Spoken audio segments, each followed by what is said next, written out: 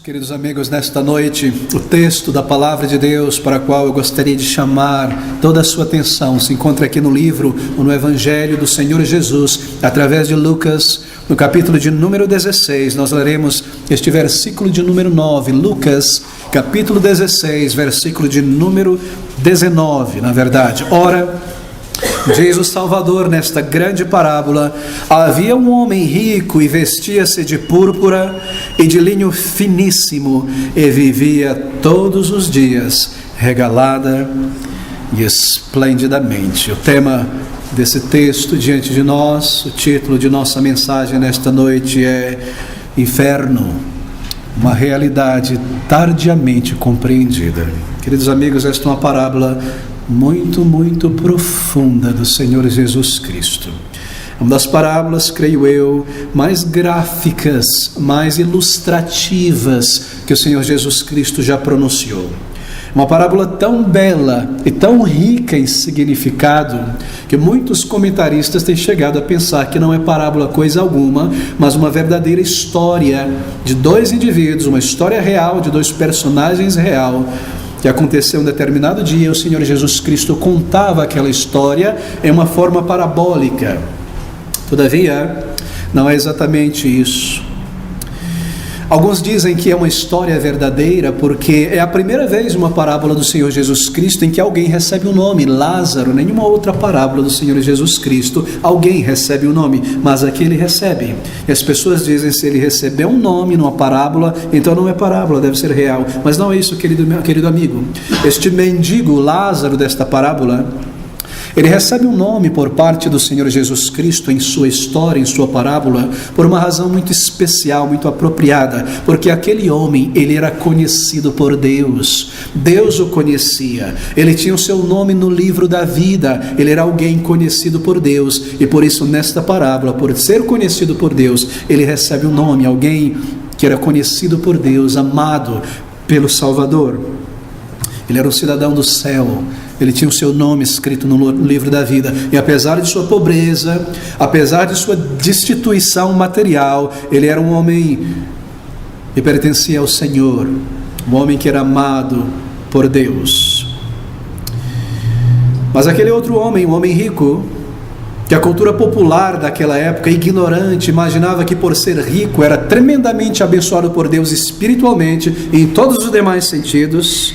Ele se imaginava talvez ser rico diante de Deus, nem mesmo o nome ele recebe. E essa é uma atitude, veja você, deliberada por parte do Senhor Jesus. Olha o Senhor Jesus Cristo declarando estas palavras em uma parábola àqueles fariseus. Ele está construindo uma narrativa, e ele está trazendo personagens, e ele cria esses personagens de modo a fixar uma mensagem, e esta mensagem começa a ser explicada no versículo 15. E aqui estão dois personagens: Lázaro, o pobre que recebe o nome, e este homem rico, e o Senhor passará a descrevê-lo. E é maravilhoso observar a maneira como o Senhor descreve a ambos os homens. É uma atitude deliberada. Ele exagera a pobreza de Lázaro, e ele exagera a riqueza daquele homem. O Senhor está lidando, queridos amigos, com a ignorância daqueles judeus religiosos, fariseus, saduceus de seu tempo. Certamente uma parábola, e é dita com um propósito específico, um objetivo bastante específico. Agora, é uma parábola muito profunda e ao mesmo tempo tão magnífica, tão clara. É um enredo, é uma história tão bem construída. Só poderia ser o Senhor Jesus Cristo, porque é poderosa e clara ao mesmo tempo. Com frequência, é uma parábola mal apresentada, mal representada, mal explicada e também mal entendida por muitas pessoas. Você vê as pessoas citando essa parábola com uma aplicação que está completamente fora do contexto aqui. Nos é dito que esta parábola do rico e Lázaro ensina que pessoas ricas serão punidas eternamente e pessoas pobres serão exaltadas por Deus na eternidade, como se Jesus Cristo ensinasse nessa parábola que na morte uma pessoa irá receber um tipo de retificação por conta das injustiças que experimentou na terra. O rico agora deve sofrer porque viveu regaladamente, na morte ele deve sofrer, e o pobre deve receber grandes vantagens, porque foi pobre, foi miserável nesta vida. Simplesmente ele, porque foi um rico, e ele, porque foi um pobre, não recebe bens ou galardões diferentes, assim por dizer. Mas é claro que o Senhor Jesus Cristo não está ensinando nada do tipo. Ele não poderia jamais ensinar algo como isso. Por quê? Porque no ensino do Senhor Jesus, é óbvio que há pessoas ricas que estarão no céu, e também há pessoas ricas que estarão no inferno um dia. E há pessoas, queridos amigos, ricas, muito ricas, que um dia buscaram ao Senhor Jesus Cristo, e que um dia viram seu orgulho, seu pecado, e foram salvas, crendo no Senhor Jesus, se arrependendo de seus pecados, e foram recebidas certamente por Deus na eternidade. E há aqueles ricos também que rejeitaram o Evangelho, que ouviram, que entenderam e que empurraram para o lado, vivendo a sua vida longe de Deus, e que abriram seus olhos um dia e estão agora na condenação eterna.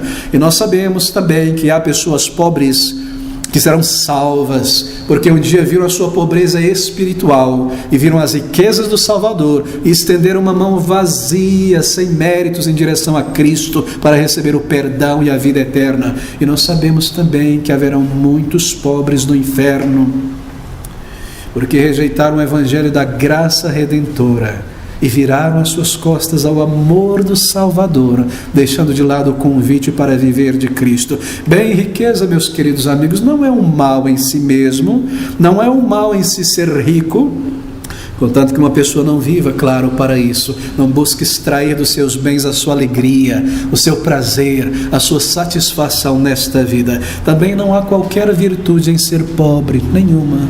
Não há qualquer virtude em ser destituído materialmente. Por quê? Porque embora o rico possa ser orgulhoso, altivo, soberbo, bem, o pobre também pode muitas vezes ser orgulhoso e duro e altivo, certamente. Assim não há nenhum valor, assim por dizer, nenhum mérito ou virtude em ser rico ou em ser pobre. O Senhor Jesus Cristo não está falando sobre isso, de maneira que é tão absurdo imaginar que esta parábola do Senhor Jesus, tão famosa, tão conhecida, está dizendo que uma pessoa receberá o céu simplesmente por ter sido pobre, por ter experimentado privações materiais neste mundo, e outra será lançada no inferno, simplesmente porque possuía bens. Será que isso não é o que permeia a mentalidade de nossa sociedade? E o mais triste, mais chocante, é que você ouve esta ideia sendo ensinada por muitos grupos religiosos por aí.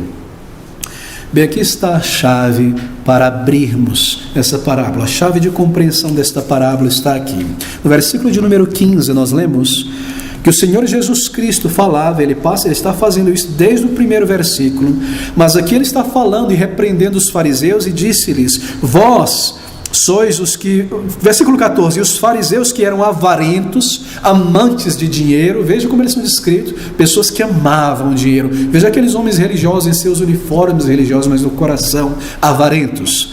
E os fariseus que eram avarentos ouviam todas estas coisas e zombavam do Senhor Jesus Cristo. Que coisas? Aquilo que ele falou sobre o mordomo infiel. E o Senhor então começa a lidar mais uma vez com aquela raça.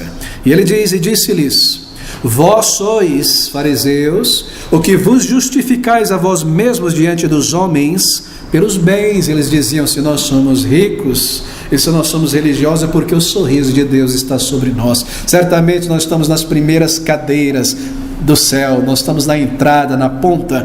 E disse-lhes: vós sois os que vos justificais a vós mesmos diante dos homens, mas Deus conhece os vossos corações, porque o que entre os homens é elevado, dinheiro, status, bem, perante Deus, em termos espirituais, é abominação. Aqui está a chave para entender esta parábola. Marque isso. O contexto aqui é o amor daqueles homens religiosos pelo dinheiro. Eles amavam muito dinheiro, eles faziam tudo para receber dinheiro. Muito parecido com alguns líderes que nós vemos hoje em dia aí, não é? Eles faziam de tudo. Havia avareza no coração deles.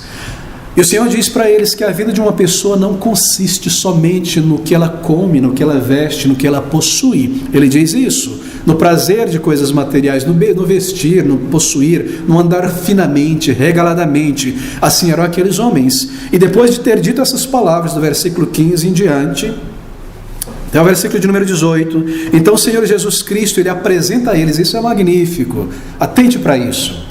Ele diz esta verdade, ensina uma verdade de Deus, então ele ilustra com uma parábola muito profunda e muito clara. E esta é a chave, e aqui está esta parábola. Bem, mas talvez essa parábola seja para nós nesta noite também, porque de que outra maneira haveria necessidade de colocar uma história como essa num livro como este, se não fosse para me ensinar algo, e a você também, a respeito da eternidade, da tua alma, do caminho de salvação do Senhor nosso Deus e o meio de reconciliação com Ele. Talvez esta parábola nesta noite seja para você uma pessoa cuja vida talvez consista em possuir, em experimentar, em ganhar, em ver coisas maravilhosas. Talvez a tua vida consista dessas coisas: viagens, experiências, possuir, comprar, experimentar do melhor desta vida. Você vive para isso, talvez. Você busca estas coisas e você tem vivido para isso, e talvez essa seja a marca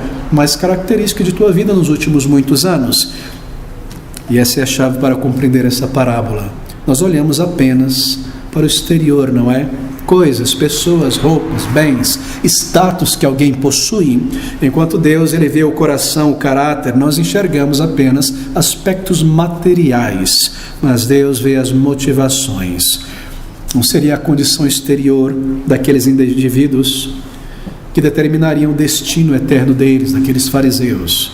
Nós iremos manter esta chave em nossas mãos para entender esta parábola. Talvez seja o teu caso, e talvez o Senhor deseje falar aqui nesta noite com você, certamente, querido amigo. Deixe-me agora conduzi-lo através dos detalhes desta mensagem tão profunda. Versículo de número 19, ele diz: Ora, havia um homem rico e vestia-se de púrpura e de linho finíssimo. Um homem rico, isto é, um homem de muitas propriedades. Israel era uma nação agrária. Quem era rico era alguém que tinha campos, gado, propriedade. Este homem, por exemplo, era um fariseu, ele poderia ser um fazendeiro, um homem rico, um homem que tinha terras, muita terra. Não é um senhor feudal, assim por dizer, muito gado, muitos servos. E ele vivia em uma propriedade esplendorosa. Versículo de número 19, a segunda parte. Ele era rico, ele vestia-se de púrpura, de linho finíssimo, e ele vivia todos os dias regalada e esplendidamente.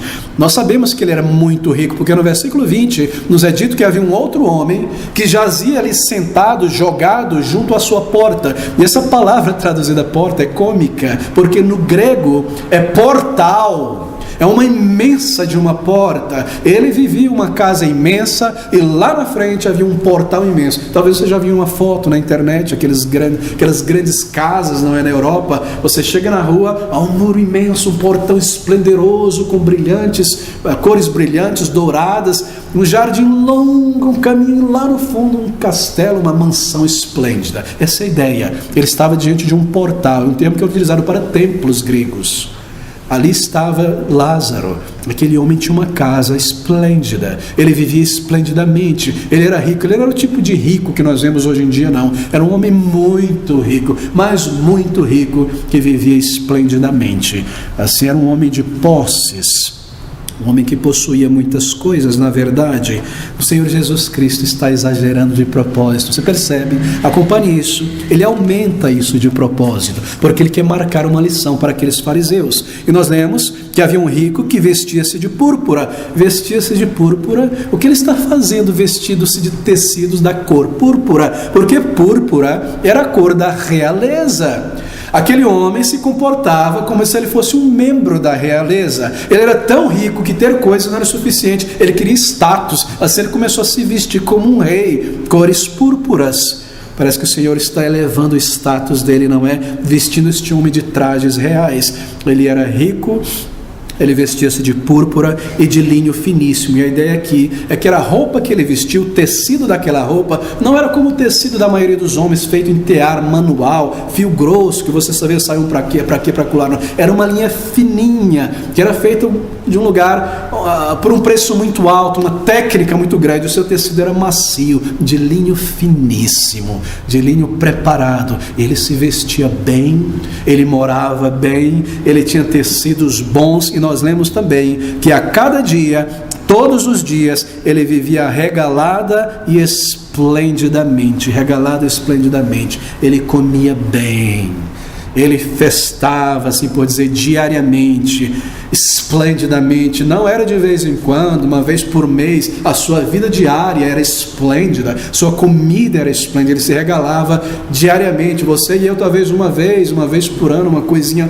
melhor, uma pessoa mais rica aí uma vez por mês. Não, ele diariamente vestia-se bem, comia bem, tinha prazeres contínuos, tinha coisas de primeira linha. Observe novamente. Ora, havia um homem rico e vestia-se de púrpura e de linho finíssimo, e vivia todos os dias regalada e esplendidamente. Você notou algo aqui? O Senhor Jesus Cristo está descrevendo este homem. Mas veja, ele é descrito pelo Senhor Jesus Cristo inteiramente em termos do que ele vestia, do que ele comia, do que ele possuía. Que maneira de descrever uma pessoa, né? Quem é fulano? Bom, ele se veste assim, ele come assim, ele tem isso. Que maneira curiosa de descrever uma pessoa. Nós não ouvimos nada a respeito do caráter dele, nada a respeito da pessoa dele. Nenhum mérito moral em seu caráter poderia ser descrito pelo Senhor Jesus Cristo. Ele não é descrito a partir de qualquer valor que ele possua. Por acaso ele é descrito como um homem de caráter? Ali estava aquele homem rico de caráter. Será que ele é descrito como um homem de conhecimento? Ali está aquele homem rico que adquiriu um grande conhecimento, e pelo seu conhecimento ele podia ajudar a sua cidade a criar um sistema de esgoto muito melhor, para que as coisas não fossem jogadas no meio da rua. Era um homem que estudou, e pelo seu estudo ele se tornou um filântropo e ajudou as pessoas e tentou melhorar o estado da cidade. Não. Será que ele é descrito em termos de um homem que possui um grande intelecto, um filântropo que construiu asilos, casas para as viúvas, orfanatos? Ali estava um homem rico que era tão filântropo, que tinha ajudado as pessoas. Nada de substancial para descrever nele, absolutamente nada de conteúdo, e por falta de algum valor ele só poderia ser descrito pelo que ele tinha, pelo que ele vestia, pelo que ele comia. Que pessoa rasa e vazia. Meu querido amigo, como você nesta noite seria descrito pelo Senhor Jesus Cristo Salvador, que vê através de você e que vê através de mim? Se uma grande tela, no lugar deste painel aqui atrás de mim, isso se transformasse em uma grande tela HD de alta resolução, o que Deus poderia dizer a respeito de você se uma descrição nela, da tua vida, do teu caráter, fosse passado aqui diante de toda esta congregação e gravado e lançado no YouTube? Você conhece a Deus? Você ama a Deus? Você já buscou a Deus? Você já teve o teu caráter transformado por Deus um dia? É você uma pessoa humilde? É você uma pessoa profunda? É você uma pessoa que luta contra os teus pecados e possui domínio próprio? Possui você uma mente limpa? São as tuas afeições amáveis ou ácidas? É você uma pessoa de valor? É você uma pessoa de caráter puro? Como você seria descrito nesta altura da tua vida hoje, aquilo que é dentro de você? Ou como este homem, tudo que poderia ser dito a respeito de você é o que você tem, o que você veste, o que você come. A tragédia com a gente, sabe qual é? É que antes da conversão, nenhum de nós pode ser descrito como pessoas que possuem valor moral aos olhos de Deus. Antes da salvação, antes da regeneração, você e eu não podemos ser descritos como pessoas profundas.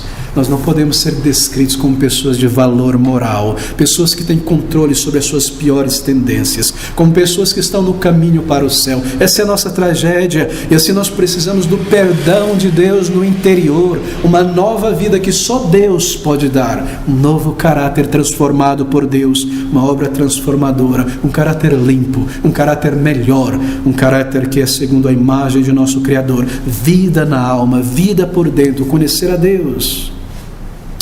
Porque este homem não tinha um nome, não é curioso? Ele é chamado aqui apenas de rico. A tradução católica romana deu a ele um nome, não me fugiu, Dimas, ou algum outro nome, se não me engano. Mas ele não possui um nome na parábola. E ele não possui um nome, porque ele não possuía cidadania no céu. Ele não pertencia ao reino de Deus. Tudo que lhe importa é o aqui, o agora. O que vestir, o que comer, o que eu vou fazer no fim de semana, para onde eu vou viajar nas próximas férias, que prazer eu vou extrair de certas pessoas, como eu posso acumular mais, como eu vou melhorar a minha casa, como eu vou me sentir melhor comigo mesmo, a minha estética, como as pessoas vão me ver, o que elas vão falar sobre mim no Facebook, o que elas vão dizer a respeito da minha pessoa. É sobre isso que ele pensava. Aqui está este homem, ele não era um cidadão do céu, por isso não lhe é dado um nome, seu nome não estava escrito no livro da vida. Mas nós lemos então sobre um outro homem, chamado aqui de Lázaro. Versículo de número 20, o Senhor Jesus Cristo diz: havia também um certo mendigo chamado Lázaro, o mendigo que jazia, cheio de chagas, à porta daquele. Perceba que a pobreza deste homem também é exagerada, é de propósito. Isso para mostrar o status social dele e para mostrar aos fariseus e a você e a mim que o status social de alguém não é o que conta, mas o seu relacionamento com Deus. Se você é rico espiritualmente, assim um homem que está indo para o céu nesta história, ele é pintado de propósito como o homem mais miserável possível, e é ele quem está indo para a glória eterna. E ele diz: havia também um certo mendigo chamado Lázaro, que jazia à porta daquele. Jazer. Você sabe o que é isso? Jazer é estar em um lugar em que você foi colocado ali.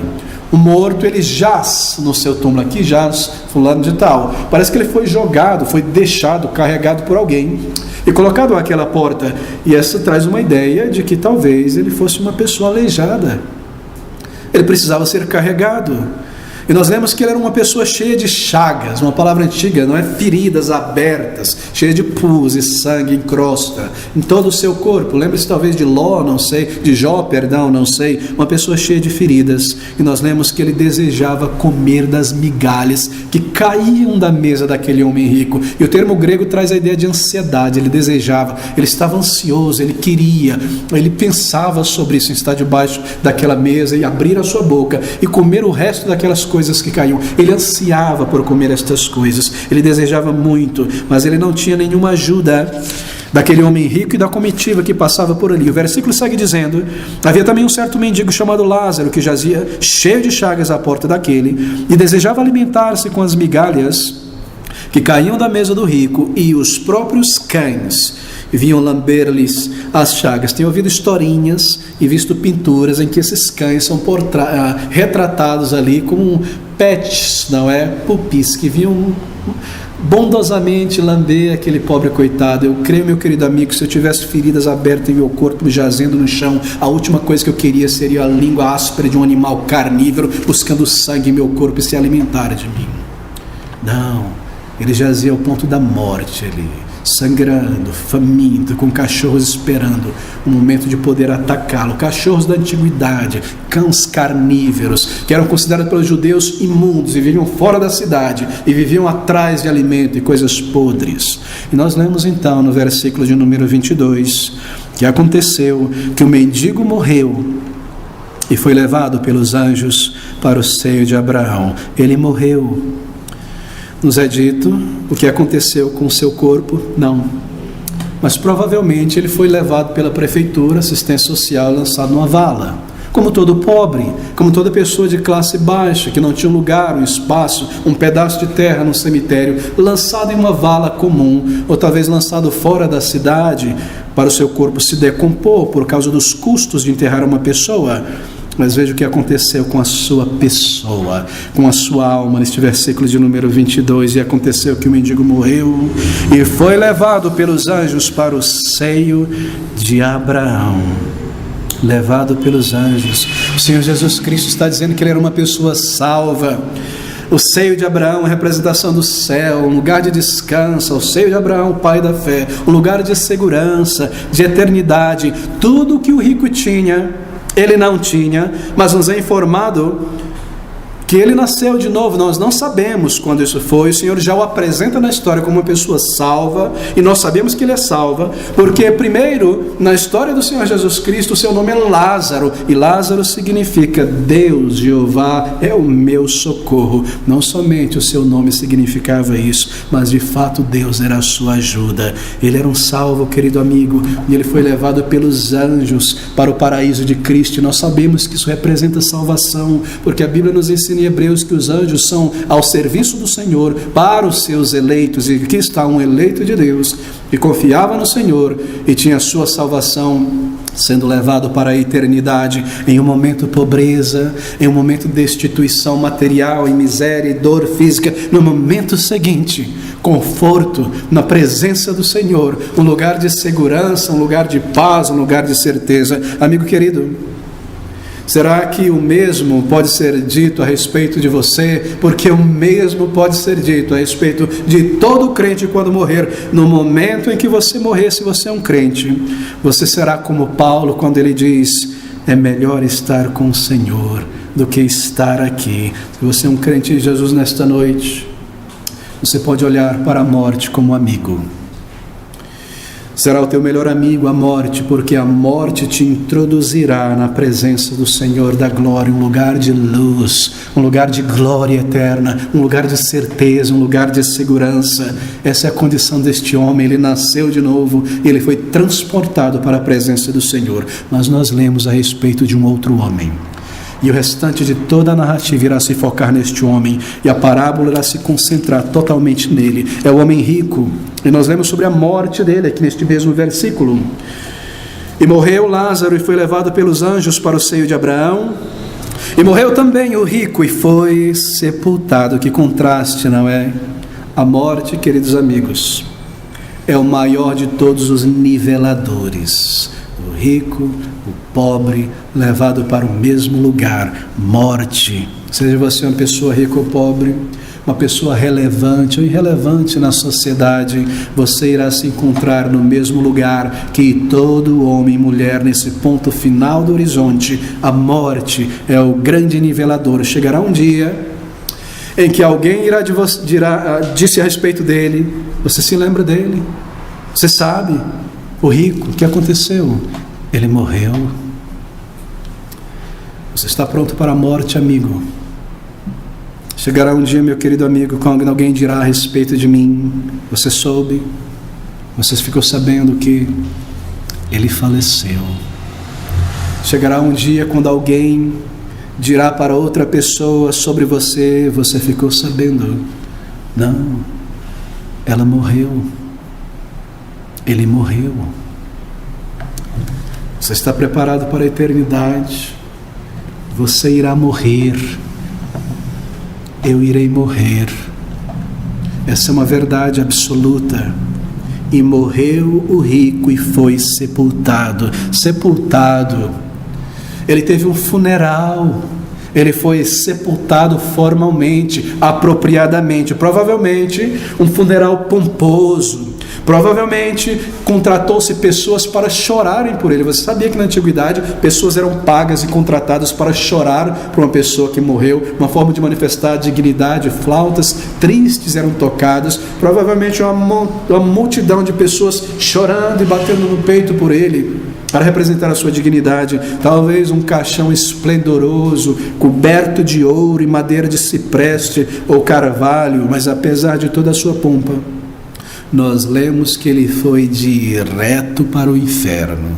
Versículos de número 23 e 24. E no inferno ergueu os olhos, estando em tormento, e viu ao longe Abraão e Lázaro no seu seio, e clamando disse: Pai, Pai Abraão. E abrindo os olhos no inferno, ergueu seus olhos. De repente ele abre os olhos, ele levanta e ergue os olhos, e ele descobre que ele está dentro do inferno, em tormento. Queridos amigos, este é o ensino do Senhor Jesus Cristo, Salvador, sobre o destino eterno de uma pessoa não convertida. O inferno, um lugar de tormentos. De repente, ele se descobre no inferno e ele descobre o valor que tinha a sua alma. Ele nunca pensou sobre a sua alma. Ele começa a conversar com Abraão: eu estou aqui, um lugar de tormento. De repente, ele descobre o valor que tinha a sua alma. Tudo que lhe importava na vida era aparência, posses, prazer, experiência, ter coisas. Ele nunca pensou seriamente sobre a sua alma, até que por fim foi muito tarde, e agora ele começa o quê? A pedir misericórdia dentro do inferno. Mas quem não encontra Jesus Cristo nesta vida, não encontrará na eternidade. Não há misericórdia no inferno, meu querido amigo. Bem, você pode ser nesta noite uma pessoa atlética, uma pessoa bela esteticamente falando, uma pessoa bastante inteligente, uma pessoa muito capaz de passar nos exames, muito capaz de construir e gerir o seu caminho pela vida para sempre. E no íntimo, talvez você se orgulhe um pouco disso. Você percebe, está consciente da tua capacidade, da tua beleza, das coisas que você já experimentou, dos teus diplomas, do teu currículo.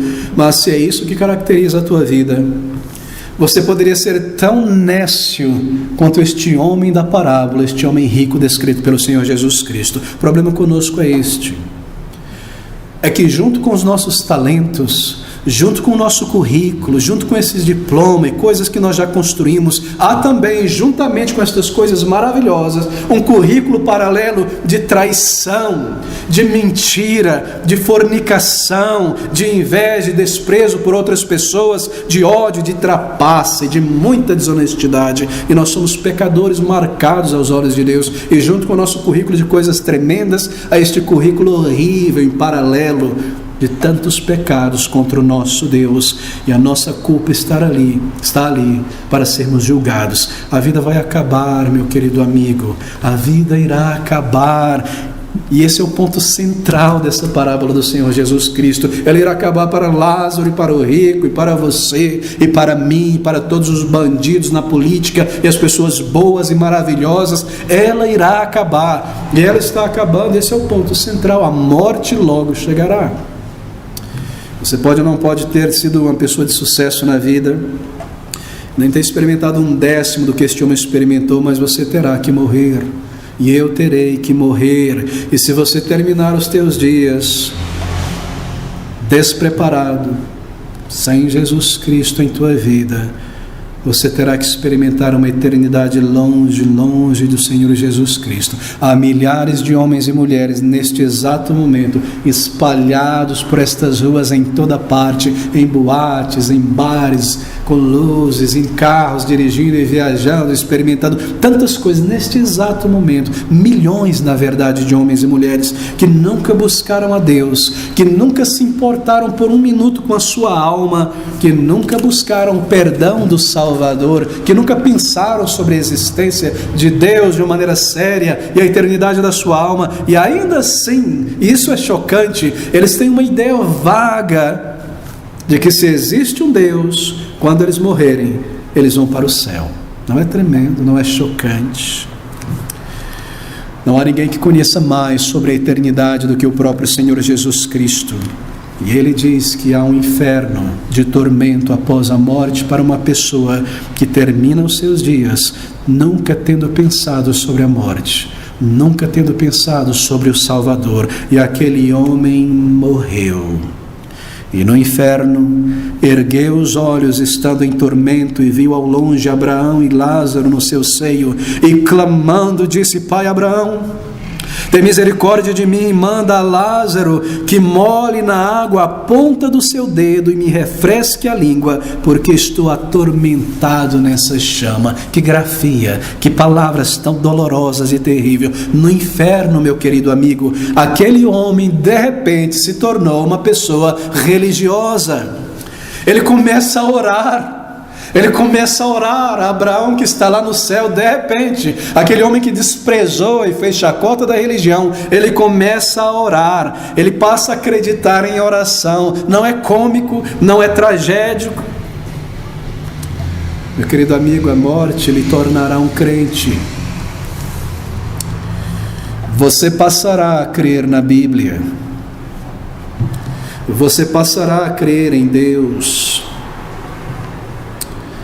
Ele se dirige a Abraão e diz: Pai Abraão, tem misericórdia de mim, Pela primeira vez na vida, aquele homem começa a orar de uma maneira séria, com sentimentos, com desejo. Mas logo você percebe que ele nunca orou na vida de verdade. Ele não sabe orar, porque ele ora para a pessoa errada. Ele ora para Abraão. Você nunca viu na Bíblia alguém orando para Abraão. Você nunca viu na Bíblia alguém orando para Maria. Ele não sabe orar, ele nunca aprendeu a orar. De repente ele começa a arranhar e tropeçar. Vou fazer uma oração, vou me dirigir a Deus. Pai Abraão. Ele nunca orou a Deus, ele nunca soube orar. Onde na Bíblia você encontra isso? Mas é muito tarde para orar, não há esperança. Ele nunca quis a Deus na vida, ele não o terá agora na sua morte. É muito tarde. Nós recebemos o que nós queremos. Esta vida presente é o teu voto. E hoje e amanhã você estará marcando um X neste voto. E rejeitando a Deus talvez. E dizendo, eu prefiro esta vida. Eu prefiro os meus pecados. Eu prefiro o agora. Cada dia é um voto. Até o momento em que os votos serão contados. Eu prefiro os meus pecados. Eu não tenho tempo para Deus. Como será, querido amigo? A Bíblia passa agora a descrever a eternidade sem Deus, a partir dos versículos de número 27 ao versículo de 28. E disse ele, rogo-te, pois, ó Pai, que o mandes à casa de meu pai. Pois tenho 5 irmãos, para que lhes dê testemunho, a fim de que não venham também para este lugar, lugar de tormento. Querido amigo, deixe-me fazer uma pausa aqui nesta noite. Eu não tenho prazer, eu não tenho alegria em fazer o que eu vou fazer agora, em descrever o que eu preciso descrever agora. O meu desejo, como pastor Abner, como pregador do Evangelho, é que você seja salvo, é que você experimente o amor do Senhor, que enviou seu Filho Jesus Cristo para experimentar tamanha dor, para que você pudesse ser salvo da ira eterna e do inferno. Mas eu devo descrever estas coisas, porque elas estão aqui. De todas as parábolas do Senhor Jesus Cristo, mais de 40 parábolas, esta é a única parábola que descreve os sentimentos de alguém dentro do inferno. E é o Senhor Jesus Cristo que o criou, que está descrevendo isso. E a palavra que é repetida várias e várias vezes nesse texto, nesta parábola, para descrever esse lugar real, é a palavra tormento. Ela está no versículo 23, ela está no versículo de número 24, e no inferno erguei os olhos, estamos em tormento, 24, refresco a minha língua porque estou no lugar de tormento. Versículo de número 25, diga-lhe porém Abraão, para que Lázaro seja consolado dos seus males, e agora este é consolado e tu está em tormento. E versículo de número 26, envia aos meus irmãos, para que também eles não venham a este lugar de tormento. Onde estava ele agora? Versículo de número 23, a primeira parte, e no inferno ergueu os seus olhos estando em tormento. Onde estava ele? No inferno. Há 4 palavras na nossa Bíblia em português, o texto original, para descrever o inferno. A primeira delas é o termo hebraico também, no Antigo Testamento, Sheol. Aparece no Antigo Testamento 65 vezes. A segunda palavra, uma palavra grega para representar o inferno, chamado Tártaros, uma vez somente no Novo Testamento. Representa um calabouço, um lugar escuro, frio, sombrio, amedrontador, Tártaros. A terceira palavra é a palavra Geena. Literalmente foi um lugar que existiu fora das portas de Jerusalém. Foi usado pelos reis Manassés e outros reis ímpios, onde sacrifícios a ídolos eram feitos, mesmo bebezinhos eram colocados sobre os braços de uma estátua incandescente que era alimentado por fogo e carvão, O ventre, o estado da oca e os bebês eram colocados sobre os braços em brasa daquelas crianças. Esse era o lugar, Guiena. Posteriormente, quando o rei Josias destruiu e transformou aquele lugar, ele mudou aquele lugar e o transformou em um lugar de depósito de lixo, onde o lixo era queimado. Posteriormente, criminosos mortos eram lançados ali, cachorros e animais, e a fumaça daquele lugar continuava o tempo todo, dia e noite. De Jerusalém eles poderiam ver um lugar que queimava, onde a fumaça nunca cessava. Posteriormente, foi utilizado pelos judeus para representar o inferno, o lugar onde o fogo nunca cessa, um lugar de punição do ímpio, e é uma palavra que o Senhor Jesus Cristo usa frequentemente para representar o inferno, Guiena. Mas a palavra que está presente em nosso texto é a palavra Hades, uma palavra que aparece 11 vezes no Novo Testamento, e todas as vezes que esta palavra é utilizada, ela é utilizada para representar o lugar de habitação eterno dos ímpios, bons homens, boas mulheres, que viraram as costas para o Salvador, para viver em impiedade, Hades. E esta é a palavra no versículo de número 23, e no Hades ergueu os olhos, estando em tormento. E se esse era o lugar em que ele estava por morrer sem Cristo e se arrepender e pôr a fé nele, como então, meu querido amigo, é esse lugar, Hades? Bem, eu creio que esse era um lugar representado nas palavras do Senhor Jesus Cristo de propósito 4 vezes. Hades é um lugar de tormento. Ele acordou em um lugar de tormento. Tormento fala sobre sofrimento. Tormento fala sobre angústia. Tormento fala sobre dor, desespero. Mas tormento significa muito, muito mais do que isso. Tormento também traz a ideia de zombaria. Eu estou sendo atormentado por essa zombaria, não é verdade? Zombaria. Ele não estava apenas angustiado, sofrendo no inferno, mas ele estava sendo zombado ali. E o que o atormentava e o zombava mais era isso, que no inferno ele entendeu a sua ignorância. Ele rejeitou a Deus, ele colocou Deus de lado, e agora ele poderia ver claramente em sua mente o que ele desprezou, e embora ele poderia ver claramente estas coisas, era tarde demais. Querido amigo, não há ateus no inferno.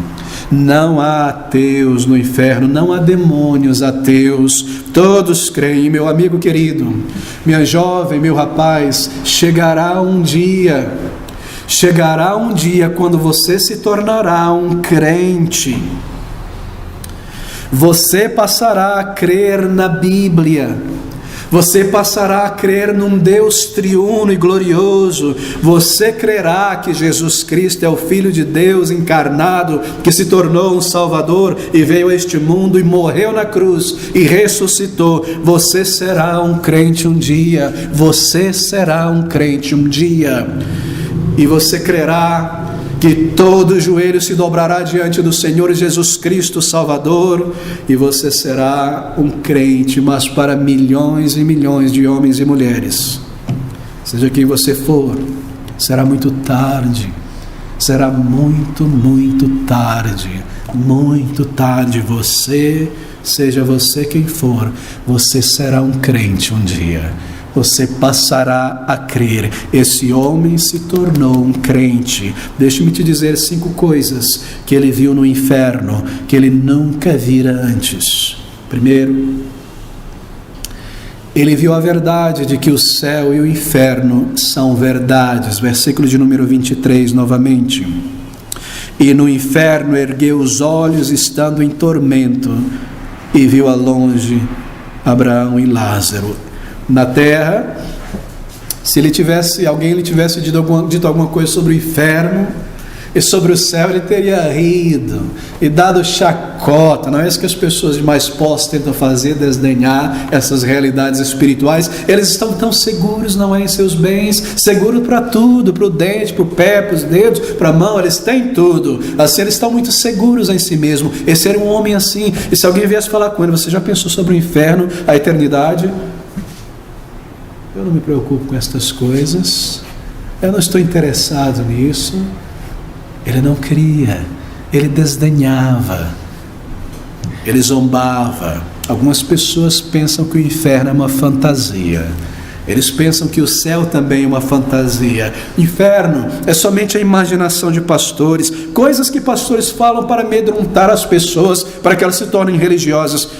Meu cristianismo é mais do tipo sermão do monte, amor, dar o rosto, ajudar as pessoas. Meus amigos, o Senhor Jesus Cristo falou mais sobre o inferno no contexto do sermão do monte do que em qualquer outra parte das Escrituras. Ele agora cria no inferno, ele agora cria no céu. O rico se tornou pobre, o pobre se tornou rico, e isso deve ter doído muito nele como zombaria. Aqui está a segunda coisa que ele viu no inferno. Ele viu no inferno que o inferno é um lugar de indescritível agonia, versículo de número 24. E clamando disse: Pai Abraão, tem misericórdia de mim, e manda Lázaro que molhe na água a ponta do seu dedo e me refresque a língua, talvez uma gota, porque estou atormentado nesta chama. Houve um tempo em que a sua mesa estava coberta de vinho e bebidas maravilhosas sobejando. Agora, uma gota. Eu estou em agonia neste inferno. Eu estou doendo em dores, em sequidão. Uma gota. Eu estou em tormento aqui. Alguns dizem, meu querido amigo, que estas coisas ditas pelo Senhor Jesus, porque estão em uma parábola, são meras figuras. Não se atemorize. Isso é apenas representação figurativa. São imagens, são símbolos. É figurativo. Desse é verdade que é simbólico. Não deveria você pensar sobre isso. Se é simbólico e é tão terrível, não é porque a verdade da realidade que o símbolo aponta é muito pior, que somente pode ser representado por símbolos. Jesus falou sobre o inferno como um poço. Jesus falou sobre o inferno como um calabouço. Jesus falou sobre o inferno como um lago de fogo. Jesus falou sobre o inferno como uma prisão horrível. Será que isso não é descrito desta maneira porque a realidade não é muito pior? Se é apenas uma figura, meu querido amigo, o que será então a realidade no inferno? A Bíblia diz que o inferno é um lugar onde o verme nunca morre consumindo. Se essa é uma figura, se não há um verme comendo carne, é algo absurdo pensar em carne e um corpo físico no inferno, como será a realidade?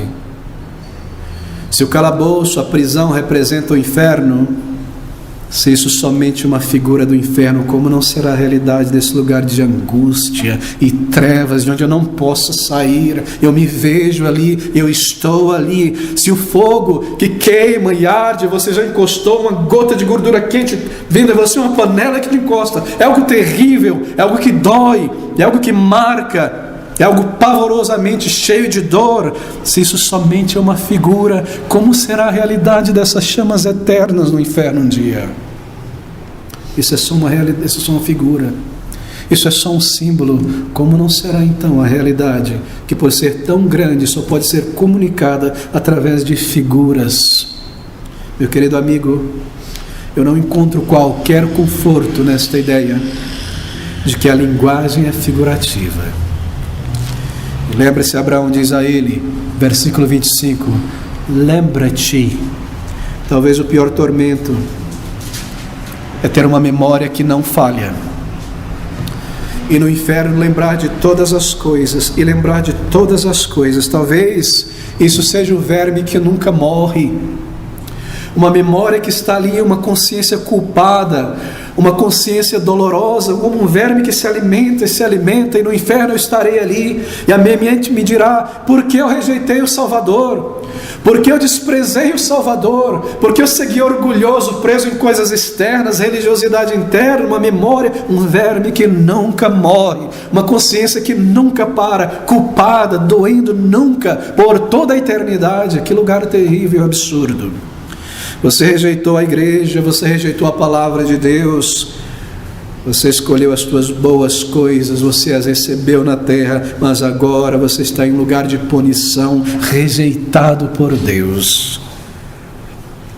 Não nos é dito que ele foi uma pessoa imoral, não nos é dito que ele foi uma pessoa corrupta. Talvez ele fosse uma pessoa que fez alguma coisa de valor, não sei, mas tudo que nos é dito é que ele foi uma pessoa centrada em si mesmo. Não havia espaço para Cristo em sua vida.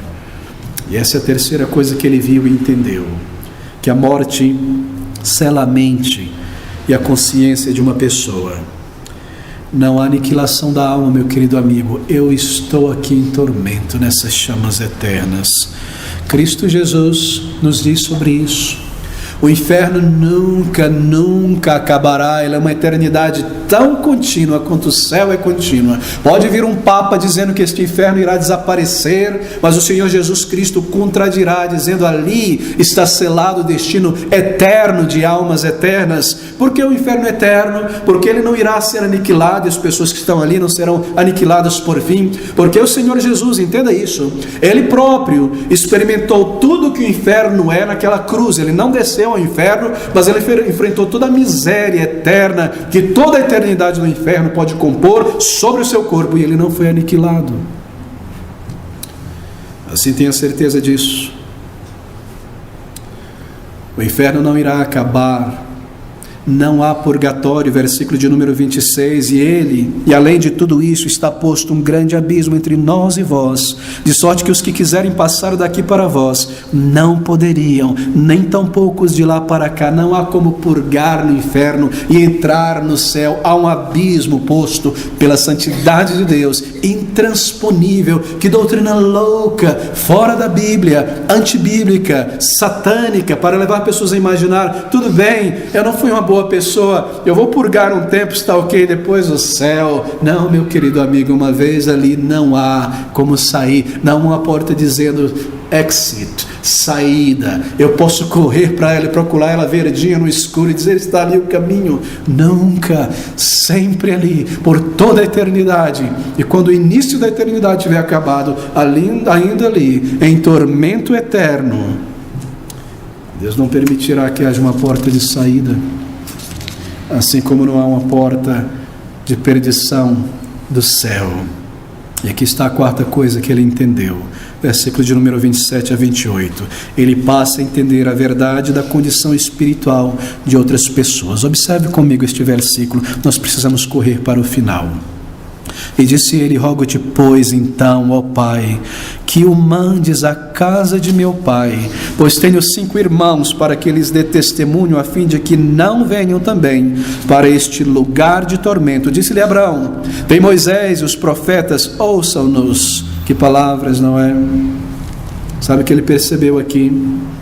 A realidade espiritual de todo ser humano. Será que houve uma mudança de coração no inferno? De repente ele sente amor pelos seus irmãos. Manda Lázaro lá por causa dos meus irmãos, para que eles não venham parar neste lugar de terror e de angústia. Impossível, impossível. Não há amor no inferno. Não há uma mudança de coração no inferno. Essa é uma obra do Espírito nesta vida. Será que ele estava preocupado com seus irmãos? Não, meu querido amigo. Ele estava temendo os seus irmãos. Eles chegariam lá também. Eles haveriam de aumentar a sua tortura e a sua amargura. Você não nos falou de Cristo. Você era o irmão mais velho, provavelmente o mais velho, herdou do seu pai a herança. E você nos prendeu aqui, e nós queríamos ir à sinagoga, e você não deixava, dizendo: isso é tolice, viva como a gente, nós temos tudo, e agora eu estou aqui, eles vão vir, e eles vão me atormentar. Imagine você estando no inferno.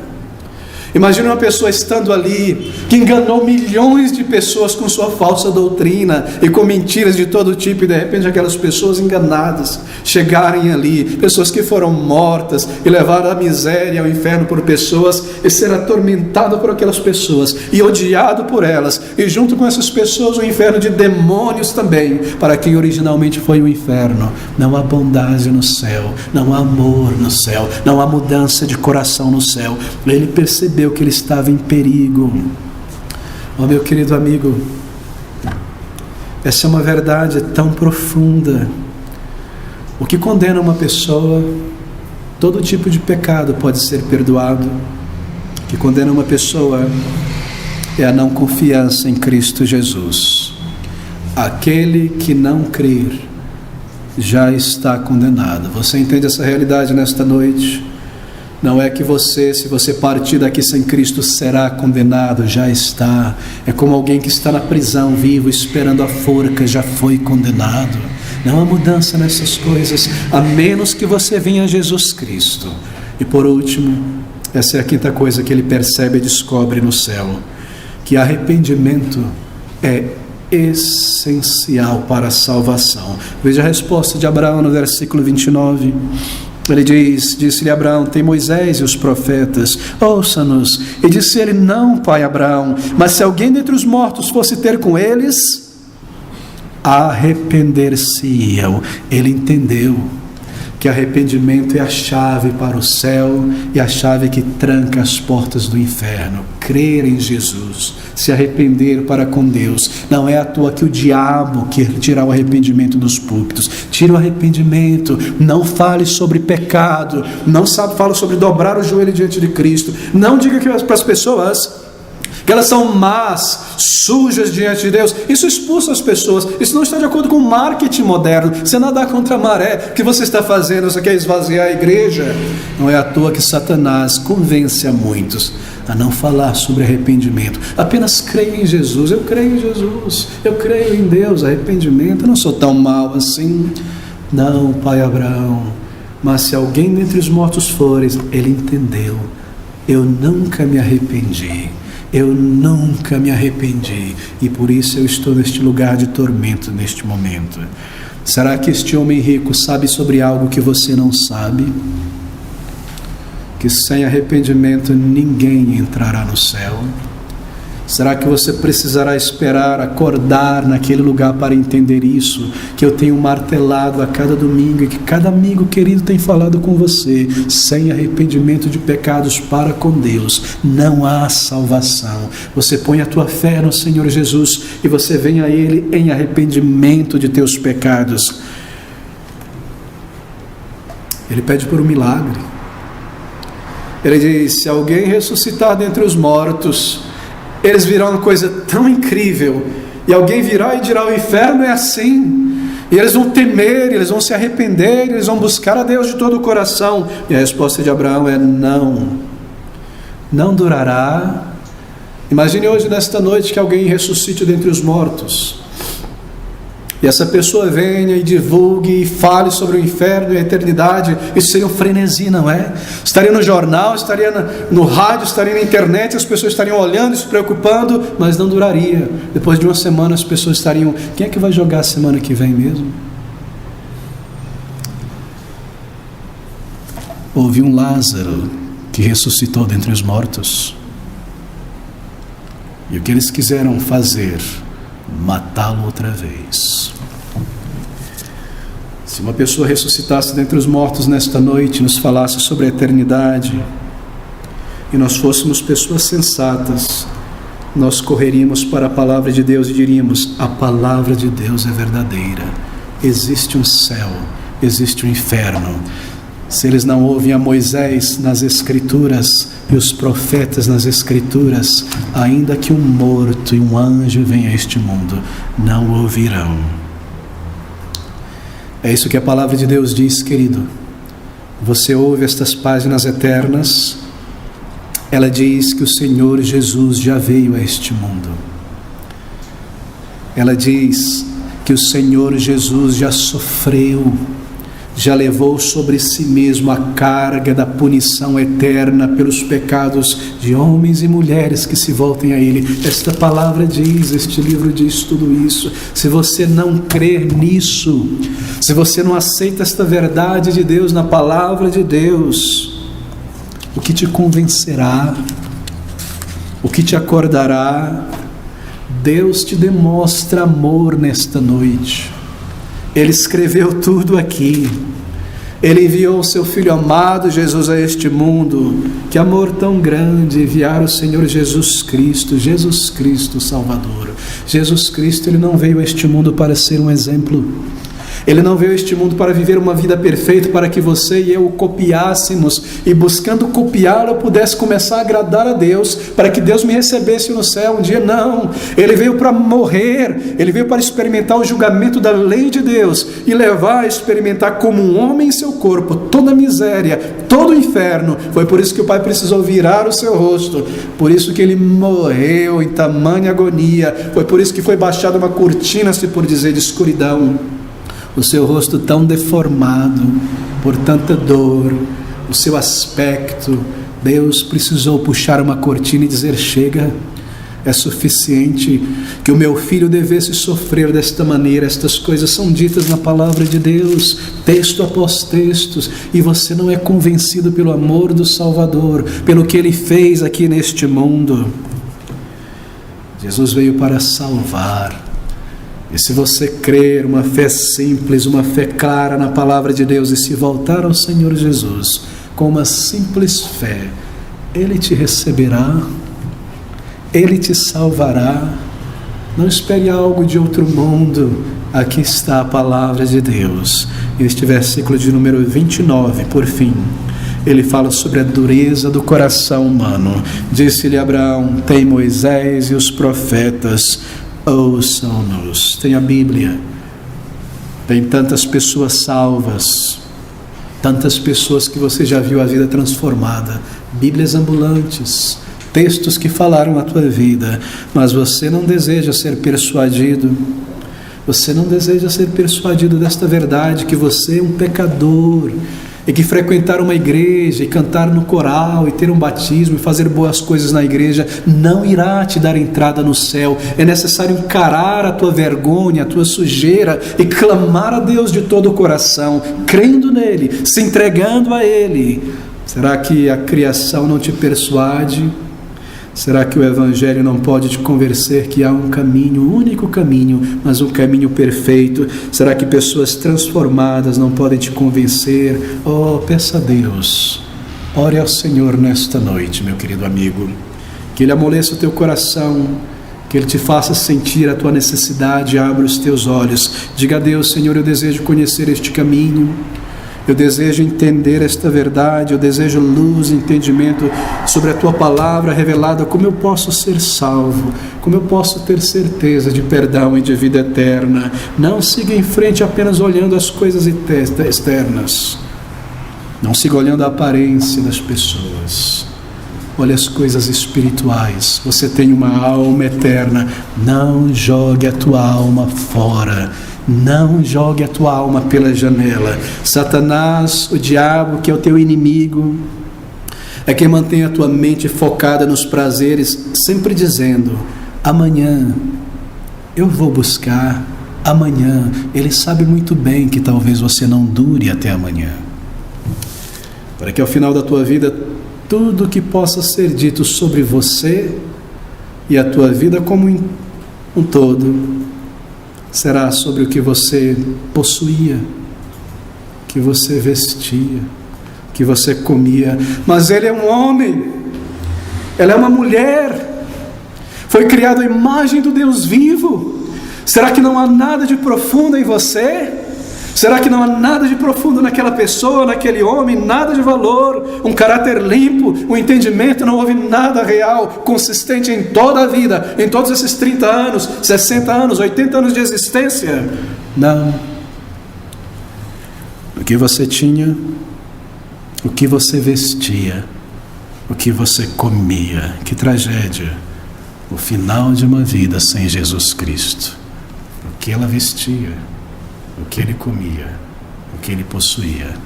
Mas se você vier a Jesus, mesmo aqui, ou buscar um lugar tranquilo e clamar ao Salvador e derramar o teu coração diante dele, crendo,